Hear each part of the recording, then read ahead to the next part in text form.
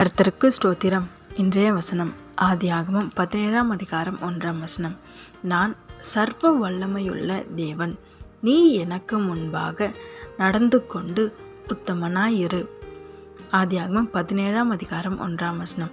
நான் சர்வ வல்லமையுள்ள தேவன், நீ எனக்கு முன்பாக நடந்து கொண்டு உத்தமனாயிரு. இன்னைக்கு வசனம் என்ன சொல்லுது அப்படின்னா, கர்த்தர் என்ன சொல்கிறார் அப்படின்னா, நான் சர்வ வல்லமை உள்ள தேவன், நான் இந்த உலகத்தையே படைச்சது நான் தான். என்னால் செய்ய முடியாத காரியம்னு ஒன்றுமே கிடையாது. ஆனால் நீ செய்ய வேண்டிய காரியம் ஒன்று இருக்குது. எனக்கு முன்பாக உத்தமனாக இருன்னு சொல்கிறாரு. ஆமேன். உங்களை பார்த்தா சொல்கிறாரு, அவருக்கு உண்மையாக இருக்க சொல்கிறாரு, அவருக்கு பயந்து இருக்க சொல்கிறாரு, உத்தமனாக நடக்க சொல்கிறாரு. ஆமேன். உங்களை பார்த்தா சொல்கிறாரு, உங்கள் ஆசீர்வாதத்துக்கு இதெல்லாம் தடையாக இருக்கலாம். உங்கள் உண்மை இல்லாத ஒரு காரியம் உங்கள் ஆசீர்வாதத்தை தடை பண்ணலாம். யாரும் பார்க்கல, இது தானே, யாரும் பார்க்கல, இது பண்ணிடலாம். ஆனால் தேவன் பார்த்துட்ருக்கார், உத்தமனாக இருக்க சொல்கிறார். ஆமேன்.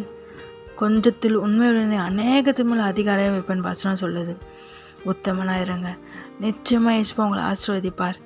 உங்கள் ஆஃபீஸில், உங்கள் ஃபேமிலியில், உங்கள் பிள்ளைங்க கிட்ட எல்லாருக்கிட்டையும் உண்மையாக இருங்க, உத்தமனாக இருங்க. ஏசப்பா கொடுத்த காரியத்தை பயந்து செய்யுங்க. நிச்சயமாக ஏசப்பா இதில் ஆசீர்வாதத்தையும் உயர்வையும் கட்டளையிடுவார். ஆமேன். யோசேப்பு இங்கேருந்து அடிமையாக எகிப்துக்கு போனதுக்கப்புறம் கர்த்தருக்கு உண்மையாக இருந்தார்.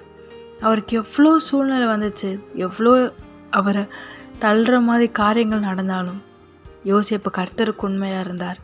யோசேப்பை கர்த்தர் ஆசீர்வதித்து உயர்த்தினார். அதே மாதிரி உங்களை ஆசீர்வதிப்பார். அவருக்கு முன்பாக உத்தமனாக இருங்க. உங்களுக்காக அவர் யாவையும் செய்வார். ஆமேன்.